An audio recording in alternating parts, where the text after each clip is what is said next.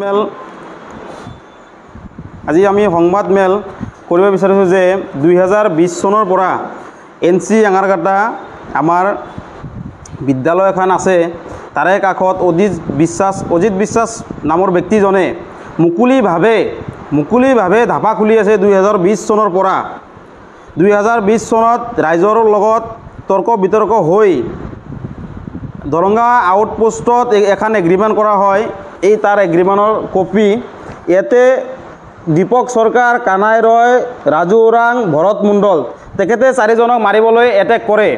তাৰ পিছত দৰংগা আউটপোষ্টত আপোচনামা কৰা হয়। কেশৱ চিত্ৰী, চন্দন মণ্ডল, দ্বিজেন সৰকাৰ তেখেতে মুৰব্বীসকলে উপস্থিত থাকি বস্তুখিনি আপোচ কৰা হয় যে অজিত বিশ্বাস নামৰ ব্যক্তিজনে আৰু খুৰা আৰু অন্যান্য নিচাজাতীয় বস্তু বিক্ৰী নকৰে বিদ্যালয়ৰ কাষত। তাৰে পিছত 2023 চনত আৰু অজিত বিশ্বাস নামৰ ব্যক্তিজনে বিদ্যালয়ৰ কাষত গালামাল দোকান এখন আছে। গালামাল দোকানত বিভিন্ন জাতিৰ নিচা বস্তু বিক্ৰী কৰে।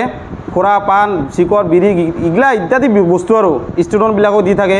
আৰু তাৰে লগত বেছি দূৰত নহয়, সেই গাঁৱতে নতুন বস্তি NC আঙাৰৰ গাঁৱতে তাৰ মুকলিভাৱে ধাপা এখন আছে। সেই আপোনালোকে চাওক, এই মুকলিভাৱৰ ধাপাৰ ফটো, এই মুকলিভাৱে ধাপা ফটো ষ্টুডেণ্টবিলাকক সি বিভিন্ন আউট কাণ্ট্ৰিৰ পৰা মাল লৈ আহিছে। এইটো আমাৰ ইণ্ডিয়ান মাল নহয়, অসমৰ মাল নহয়, এইটো ভূটানৰ হয়, আউট কাণ্ট্ৰি হয়, ইনলিগেল বস্তুহে হয়। তাৰে পিছত DSP উপস্থিত হয় যদিও ষ্টুডেণ্টসকলক পায় অজিত বিশ্বাসক ধৰিবলৈ সক্ষম নহয়। তাৰে পিছত মানে বাৰ মানে এটা বস্তু মানে DC SP DCকো দিয়া গেল 2023 বৰ্ষত।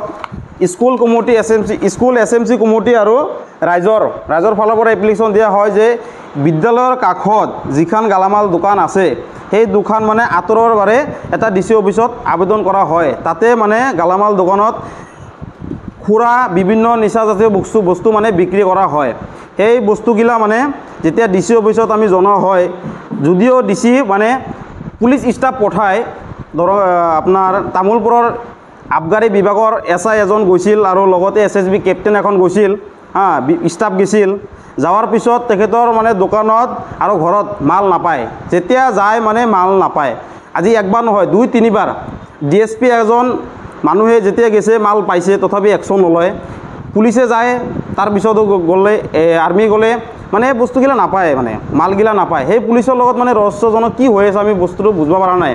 সেয়ে আমি ৰাইজৰ ফালৰ পৰা শ্ৰী প্ৰমোদ বড়ো ডাঙৰীয়া, BTC CM আৰু অসমৰ মুখ্যমন্ত্ৰী ডক্টৰ হিমন্ত বিশ্ব শৰ্মা ডাঙৰীয়া, আপুনি যিটো মিটিঙত ভাষণ দি থাকে যে BJP government is very strict, ইয়াতে কোনো কম্প্ৰমাইজ কৰা নহয় দুৰ্নীতিৰ বিৰুদ্ধে।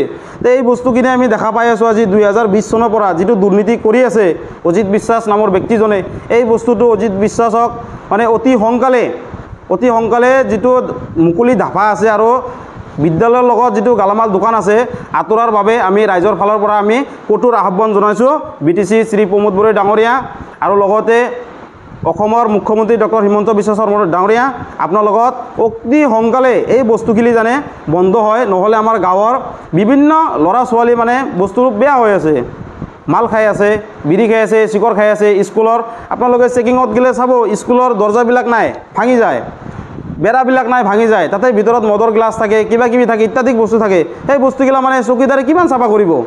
স্কুলৰ কমিটিৰ ফালৰ পৰা এখন DC অফিচত কমপ্লেইন দিয়া গৈছিল। DC অফিচত পুলিচ যায় যদিও মানে অজিতৰ দোকানত মাল নাপায়। এই মাল নাপোৱাৰ মানে কাৰণটো কি?